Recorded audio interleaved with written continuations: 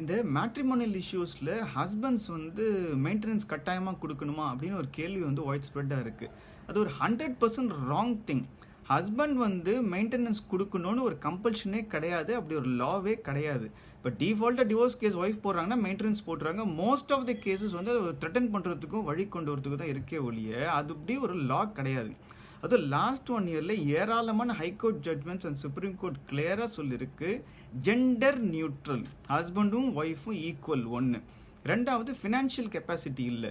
Husband 50,000 சம்பாதிக்கிறாரு, wife 1.5 லட்சம் சம்பாதிக்கிறாங்க, அவங்கெல்லாம் அவளை ஈஸியாக மெயின்டெனன்ஸ் போட்டு வாங்கிட முடியாது. மூணாவது, ஃபிசிக்கல் இன்கெப்பாசிட்டி. ஹஸ்பண்டுக்கு ஆக்சிடென்ட் ஆகிடுச்சு, அவருக்கு வேலை இல்லை, வருமானம் இல்லை, அவர்கிட்ட போய் மெயின்டெனன்ஸ் கேட்டால் அவர் எப்படி கொடுப்பாரு? அந்த மாதிரி இஷ்யூஸில் கொடுக்க வேண்டிய அவசியம் இல்லை. Last thing, life style. கல்யாணத்துக்கு முன்னாடி எப்படி லைஃப் ஸ்டைலில் இருந்தாங்க, கல்யாணத்துக்கு அப்புறமா 2 பேரும் சேர்ந்து எப்படி லைஃப் ஸ்டைல் இருக்காங்கன்றதை பார்த்தும் மெயின்டெனன்ஸ் நிர்ணயிக்கப்படும்.